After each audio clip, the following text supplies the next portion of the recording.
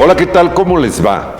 Me da mucho gusto saludarles nuevamente, como cada semana, aquí en Entrevista con Raúl Moreno, desde la Universidad Politécnica de Querétaro Televisión, mi casa editorial ahora mismo. Y esta ocasión tenemos un invitado muy especial por la función, por las tareas que desempeña, que tienen que ver con los derechos humanos de usted, los míos, los de todos. Y me refiero al licenciado Javier Rascado, quien es titular de la Defensoría de los Derechos Humanos en Querétaro, anteriormente Comisión Estatal de los Derechos Humanos. Javier, muy bienvenido, qué gusto me da saludarte. Raúl, el gusto es mío, como siempre, muy agradecido por estas invitaciones y las deferencias de tu amistad. Te agradezco mucho.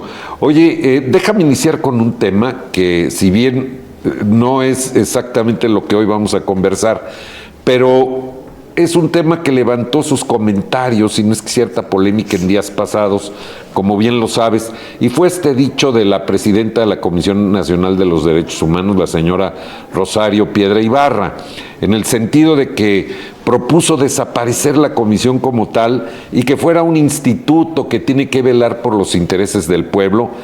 Quiero pensar que ella, que es parte de un movimiento que es partido político y de una ideología afín a la del presidente, pues llama pueblo solamente a aquellos los más desprotegidos, los más pobres, para que ustedes me entiendan. ¿Qué opinión te merece, Javier? Mira, yo creo que habría que ser muy cuidadosos al respecto, Raúl, porque si bien ella hizo esas declaraciones ante el Senado y hace esa propuesta, yo no conozco una iniciativa como tal. Cabe señalar también que la CNDH no tiene facultad de iniciativa, pero sería importante ver cuál es la propuesta en concreto. Como tú atinadamente lo mencionaste, la Defensoría de los Derechos Humanos de Querétaro anteriormente era comisión, como permanecen casi todas las de los estados, y una tendencia incluso internacional le hablan que son los defensores del pueblo, como por ejemplo sucede en España. Entonces, si la pretensión es cambiar el nombre de Comisión Nacional, la Defensoría Nacional, en principio creo que no implicaría mayor problema.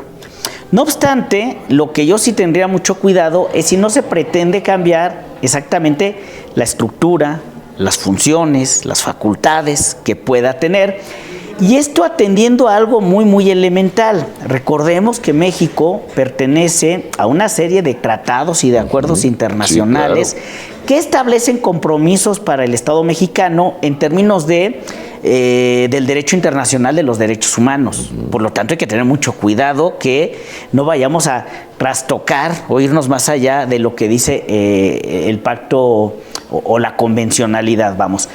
Y otro tema que a mí yo pondría mucha atención, porque así lo mencionó algún diputado posteriormente a la participación de la presidenta, es que desaparecieran las defensorías locales para centralizarlo en una defensoría nacional y que tuviera este control. Creo que esto sería en principio grave, porque una de las justificaciones del Estado mexicano es el federalismo. Claro, y en el federalismo, sí, propiamente, si bien tenemos un ámbito federal, también tenemos a las entidades federativas que tienen sus propias facultades, su estructura y su organización. Eso yo creo que sería uno de los puntos en los que tendríamos que poner también mucha atención. Y en principio, pues, estar atentos a ver finalmente qué es lo que pretende propiamente, si es que hay una propuesta concreta, si es que hay una iniciativa, que yo lo desconozco por el momento. Cuando menos no está en las 20 iniciativas que el presidente mencionó estaría enviando al Congreso de la Unión. No viene ninguna en ese sentido. Sí, temas del INE, ambientales, lo que muchos hemos visto en esta semana en la prensa, porque esto fue un tema del presidente apenas el pasado día 5 de febrero, pero no viene nada de los derechos humanos. No, en ese paquete de iniciativas no, por eso te digo, desconocemos propiamente cuál sea la intención, pero en ese paquete sí se habla de otros órganos autónomos. Sí, claro. De los más destacables creo que es una reestructura en el INE, la desaparición del INAI con la transferencia de facultades, sí, a la Secretaría de la Función Pública, y bueno, otras que tienen más competencia, exactamente, CONSAR, etcétera, ¿no? Competencia económica tienen por ahí. Por cierto, tú que fuiste varios años titular del área de acceso a la información, etcétera, ¿qué opinión te merece la propuesta de desaparecer al INAI? Mira, yo creo que hay que atender un poco a la historia. Tenemos que recordar que a inicios de este siglo, un movimiento que se conoce como el Grupo Oaxaca, encabezado por académicos, intelectuales, sociedad civil organizada, da como resultado que se cree este órgano constitucionalmente autónomo y se replique en todas las entes federativas. Y yo creo que ha sido de un gran éxito porque pues se ha descubierto y se ha transparentado el ejercicio y el actuar público. Incluso señalar que México es un ejemplo en cuanto a leyes en la materia y en cuanto a estos órganos especializados. Yo creo que deberían de permanecer, yo creo que son los nuevos tiempos en los que se debe de fortalecer las instituciones por medio de que ellas aporten para el modelo institucional. Entonces yo creo que transferir las facultades a estructuras del poder clásico, ejecutivo, legislativo, judicial, pues creo que de alguna manera volvería a centralizar todo esto. ¿Se afectaría la transparencia totalmente?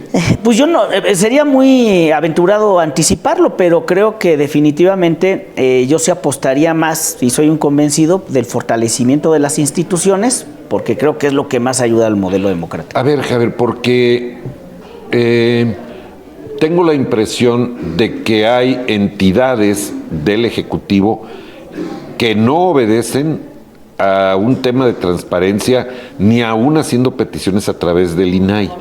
Ahí está el caso de Sedena, de la misma Fiscalía General de la República, por ejemplo, que aducen seguridad nacional y no dan información de nada, ¿Qué se puede hacer ahí, Javier? ¿O están contraviniendo una ordenanza de ley? ¿Qué es lo que debemos leer? Yo creo que habría que ver cada caso concreto, porque recordemos que si bien hay un principio general de que toda la información es pública, es el principio general, también la ley marca excepciones, ¿no? Todo lo que tiene que ver con la protección de datos personales y con la información reservada, efectivamente. Entonces, yo creo que ahí sí tenemos que atender a cada caso en concreto para determinar si procede o no la reserva, pero es muy clara la ley general, o sea, la ley general establece exactamente dónde sí procede la reserva o no, y bueno, pues finalmente... ¿Se puede reservar la información del costo del Tren Maya, de la refinería Dos Bocas, del AIFA? ¿Se puede reservar el gasto de lo que cada una de estas obras ha costado o nos ha costado a quienes sí pagamos impuestos? Insisto, en principio no, pero tendríamos que ver en cada reserva concretamente qué es lo que se justifica para ver si es procedente o no.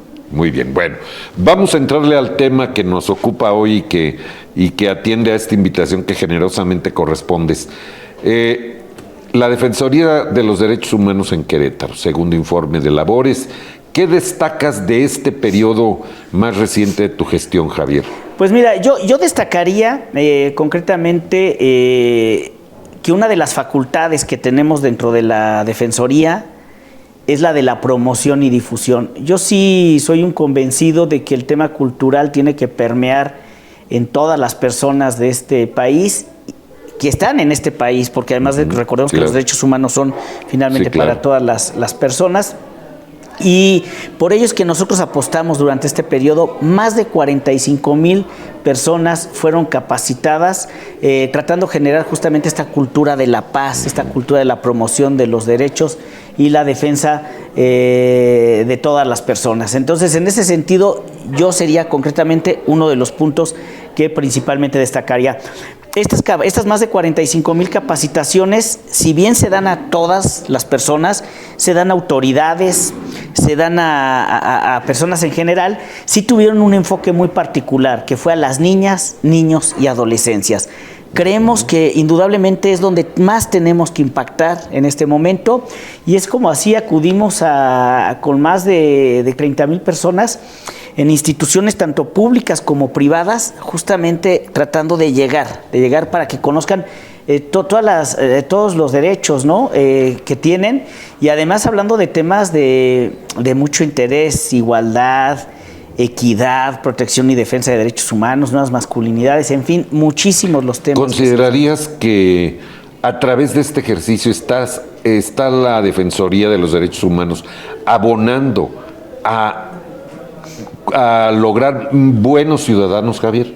Yo creo que sí, yo creo que por lo menos tenemos que generar sociedad informada, es lo primero. O sea, por lo menos tenemos que saber que tenemos derechos, tenemos que saber cuáles son, tenemos que saber qué sucede cuando se violentan estos derechos, a dónde acudir y finalmente creo que una sociedad informada es la que finalmente puede aportar para que tengamos una mejor convivencia. Esa es la apuesta principal que tenemos y yo sería uno de los temas que resalto concretamente y digo, más con ese enfoque que me gusta mucho señalarlo, así lo hice en el informe ante el Pleno de la Legislatura, enfocado a niñas, niños y adolescentes, que creo que hoy por hoy es uno de los grupos en situación de vulnerabilidad que tenemos. Sí, por muchas razones. Sí, por muchísimas razones. Digo, simplemente tenemos el tema del acceso irrestricto al Internet, por ejemplo, que debe de ser un tema bastante preocupante de los padres, sobre todo de los niños, adolescentes, de qué ven, qué no ven, a qué tienen acceso o no.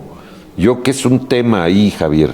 Sí, ese y muchos más. La verdad es que creo que sin duda consideramos una población en situación de vulnerabilidad. Digo, hacia allá enfocamos nosotros mucho nuestros esfuerzos.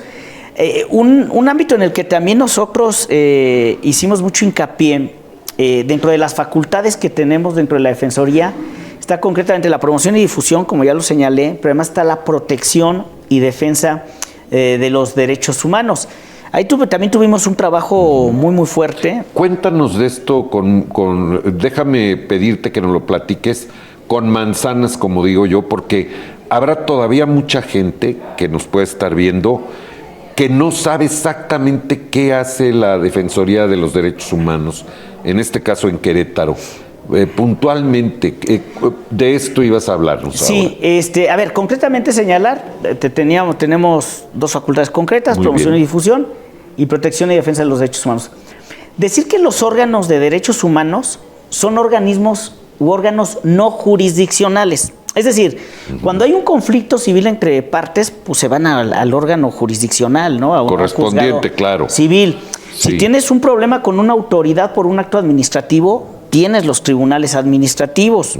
Si hay la comisión de un delito, bueno, pues tienes a la Fiscalía para iniciar la denuncia, persecución del delito y finalmente lo judicializas. Cuando hay violaciones de los derechos humanos de las personas, el de acceso a la justicia, el de la libertad, de cualquier derecho humano de los que consagra nuestra Constitución, que no se atiende en el ámbito jurisdiccional, es decir, por una acción u omisión de alguna autoridad que genere esa violación al derecho humano. Solamente de alguna autoridad, ¿verdad? Solamente de autoridad. No de un particular. Yo no puedo vulnerarte un derecho humano a ti, yo como particular. Bueno, yo creo que los particulares sí pueden vulnerar derechos humanos, por ejemplo, en instituciones académicas de orden privado. No obstante, las defensorías de derechos humanos ya no tenemos facultades en actos de autoridad, que diga de particulares. Nosotros solamente tenemos facultades en los actos que comete una autoridad. Es ahí cuando acuden justamente con la Defensoría de los Derechos Humanos. Nosotros en un primer proceso los atendemos en orientación y quejas. Es muy común, Raúl, que la gente llegue y traiga un tema civil o un tema familiar, un tema jurisdiccional que no nos corresponde a nosotros. Uno de los mecanismos de acompañamiento que hacemos es inmediatamente los orientamos y los acompañamos ante la autoridad. Y una vez que inician el proceso con la autoridad, termina nuestro acompañamiento. Ese es, por ejemplo, uno de los ejemplos de acompañamiento que nosotros hacemos, que son muchísimos. O sea, no es como que yo llego, oiga, no, es que aquí no es, fíjese. No, ¿qué crees? Vaya al juzgado municipal y ya la persona se va. No. Nosotros hasta les damos el acompañamiento y en caso de algunas autoridades, hasta nosotros mismos sacamos la cita. Hacemos el acompañamiento hasta la instancia. Y una vez que son atendidos, es nuestro acompañamiento. Tenemos que, por ejemplo, también hay distintas personas que se manifiestan por distintos temas, se manifiestan en la ciudad y cuando van a hacer sus manifestaciones, pues temen que puedan ser vulnerados en su derecho a la libre manifestación de las ideas. Nos piden acompañamiento. Entonces, por ejemplo, también acompañamos marchas o manifestaciones. Claro. Esa es una de las funciones justamente que te digo. Que por cierto has estado muy activo con tu personal para todo este tipo de temas, marchas y todo esto. Sí, siempre, ya sea que nos pidan el acompañamiento o que nosotros tengamos conocimiento y veamos de la importancia, siempre nosotros tenemos ahí el acompañamiento y este es el que denominamos un acompañamiento protector. Porque nosotros de alguna manera vamos viendo que se respete y se garanticen los derechos humanos de todas las personas. Y cuando nosotros determinamos o detectamos que hay una posible violación de derechos humanos por una autoridad, en ese momento iniciamos la queja. Ya cuando nosotros iniciamos la queja, pues viene una serie de acciones, se despliegan infinidad de acciones que van desde solicitar un informe a la autoridad, acceder a todos los expedientes de otras autoridades para ver las diligencias que se han realizado, se da atención psicológica a las personas, en fin, son muchas las actividades. Y yo nada más, volviendo al tema de las acciones de acompañamiento, tuvimos más de 5,000 acciones de acompañamiento el año anterior, más de 5,000 acciones. Y una vez que se inicia la queja, en la queja te puedo decir que tuvimos cerca de 10,000 actuaciones jurídicas, prácticamente 1,000 actuaciones por mes, justamente en todos estos expedientes de queja que finalmente son presentados ante la Defensoría. Los que sí son competencia de ustedes. Exactamente. Cuando ya determinados, nosotros llegan, nos platican, si nosotros anticipamos una posible violación de derechos humanos, iniciamos la queja. Un procedimiento, ok. Y finalmente solicitamos el informe a las autoridades, nos llegan de pruebas, de elementos, accedemos a otras carpetas. Y finalmente nosotros podemos determinar que no existe violación de derechos humanos. Esto creo que es también importante señalarlo, porque luego inmediatamente se pretende vincular queja con una recomendación, por ejemplo. No, a ver, queja es la probable violación de derechos humanos por una presunta autoridad. Nosotros podemos finalmente concluir que no existe esa violación de derechos humanos, pero hay una de las acciones que justamente yo te quería decir, más quiero destacar. Una de las facultades que tenemos dentro de los procedimientos al inicio de las quejas es la de la conciliación. Okay. Logramos 119 conciliaciones, es decir, logramos un número importantísimo de conciliaciones en las que lo que hacemos es, cuando no hay violaciones graves, claro. A ver, y yo aclararía, en principio cualquier violación de derechos humanos es grave. No obstante, en aquellas que las personas están en disposición de hablar con la autoridad, nosotros sentamos a las partes, digamos, sentamos a la quejosa con la autoridad, siempre nosotros manteniendo nuestra posición desde la quejosa, finalmente, claro. Porque es nuestra función la de protección. Claro. Y finalmente, si logran generar un acuerdo de conciliación, ¿qué busca la gente, Raúl? Busca ser restituida de lo más rápido, de la manera más expedita y pronta, y acceder a esa satisfacción de justicia. Entonces, cuando tú logras la conciliación, finalmente cumplimos con ese acompañamiento, lo logramos en 119 ocasiones, histórico en la historia de la Defensoría de los Derechos Humanos, y creo que también es un número importante que tenemos para destacar. Y el trabajo que se hizo fue mucho, más de 10,000 actuaciones jurídicas que nos llevaron a concluir 431 expedientes. Y aquí cabe señalar algo, nosotros este año se presentaron poquito más de 300 quejas. Okay. Y resolvimos 431. Ahí decimos, ¿cómo? Sí, ¿qué más? ¿Cómo? Bueno, cuando yo asumo la función en la Defensoría, venían expedientes, digamos, de administraciones anteriores. Entonces hemos estado trabajando arduamente justamente para ir concluyendo todos esos expedientes. Entonces, creo que esos son, a mi gusto, los números que más podemos destacar. Pero yo finalmente haría el énfasis en 3 puntos esenciales. La promoción y difusión, con enfoque a la protección en personas en situación de vulnerabilidad. Los acompañamientos, que te digo que es una función sumamente importante. Y aquí voy a hacer una pausa.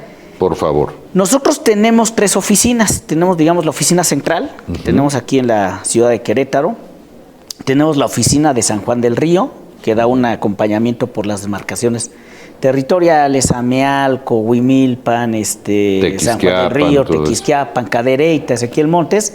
Y tenemos nuestras oficinas serranas, que están en Jalpan de Serra, que concretamente abarca Pinal, Jalpan, Landa y Arroyo Seco. Y la verdad es que, por ejemplo, las exigencias de la gente sí acaban siendo distintas a las que tenemos, por ejemplo, aquí en Querétaro, a las que tenemos en lo que abarca San Juan del Río y en lo que abarca la sierra. En la sierra, por ejemplo, prácticamente no hay quejas, pero prácticamente damos acompañamientos diarios y permanentes. ante todas las autoridades. O sea, la gente se acerca a nosotros y acompañamos ante juzgados, ante fiscalías, ante sector salud, ante UCB. Aunque no haya la presunción de una violación de sus derechos. Hacemos muchísimo acompañamiento. A ver, esto es interesante, Javier, porque habla de una confianza de la gente en la Defensoría. Exactamente. Oigan, acompáñenme, tengo que hacer un trámite así y asado y pues necesito que me acompañen como una especie de asesoría. Incluso nuestro personal en Jalpan, que está integrado por solo mujeres en Jalpan. Muy bien. De la zona serrana, de Jalpan concretamente. Entonces, efectivamente, lo que tú dices, somos un espacio de confianza. La gente ahí, por ejemplo, no va tanto a quejarse propiamente, sino que va realmente, oye, necesito que me acompañen, porque no me atienden, porque no sé a dónde ir, porque no sé qué procedimiento tenemos que hacer. Entonces, pues digo que ese trabajo se va diversificando. Yo prácticamente una vez al mes trato de irme para la sierra y vamos a las comunidades y todo, y te digo, las peticiones son otras. Entonces, a mí son los puntos que me gusta recalcar, ¿no? En esto que te digo concretamente del acompañamiento. Y el otro punto que yo sí siempre quiero destacar, y sobre todo lo hicimos en el informe, es la conciliación. Es decir, que ya vayamos también erradicando esa idea de que forzosamente tenemos que sancionar o que tenemos que ir para que se puedan hacer las cosas. No, también hay conciliación, también las partes pueden dialogar, y eso pues que genera menor desgaste de las instituciones, pero además genera la satisfacción expedita de justicia para las personas. Dime una cosa, en tu experiencia y además como abogado que eres, ¿piensas que la Defensoría de los Derechos Humanos debe tener lo que coloquialmente decimos dientes? Es decir, ¿puede ser sancionadora? ¿O no crees que sea necesario y como estamos está bien? ¿Qué opinas tú? Yo creo que rompería la naturaleza, Raúl. Esta figura, que lleva más de 200 años y es de origen europeo, se crea justamente atendiendo a una protección de los derechos humanos fuera del ámbito jurisdiccional. ¿Por qué? Porque ya tenemos autoridades jurisdiccionales, ya tenemos autoridades administrativas. Si tú le das esta facultad a la Defensoría, lo que estarías haciendo sería duplicar facultades o funciones. Ok.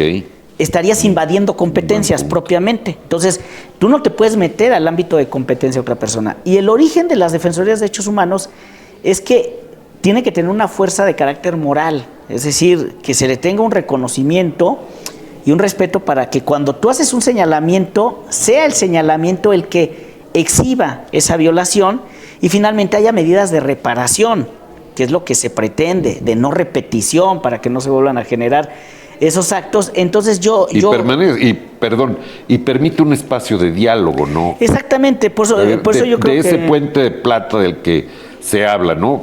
Tener un puente con las autoridades. Ser un vínculo y un canal de comunicación, recalcando siempre del lado de las personas, porque claro, finalmente supuesta víctima. Ajá, es del lado que nosotros tenemos que estar, pero generando este vínculo. Y yo creo que darle estas facultades, que sí las deben de tener otros órganos, así como hablabas de los de transparencia, ellos claro. Sí, porque ellos sí finalmente tienen una función concreta, aunque es de dos derechos humanos, pero justamente para que se dé cumplimiento. En los derechos humanos se desvirtuaría la función, y digo, para mí lo más grave sería duplicar funciones. Ahí creo que generaríamos un problema hasta de estructura burocrática, ¿no? De aumento, que es lo que más bien lo que estamos atacando a cada momento. Sí, claro. Entonces, en ese sentido, yo creo que la figura y naturaleza, y es muy claro, somos órganos no jurisdiccionales en la defensa de los derechos humanos. Dime algo, ahora que hablas de esto y resulta de mi pregunta, Javier, ¿cuál es el promedio de recomendaciones que tiene la Defensoría aquí en Querétaro?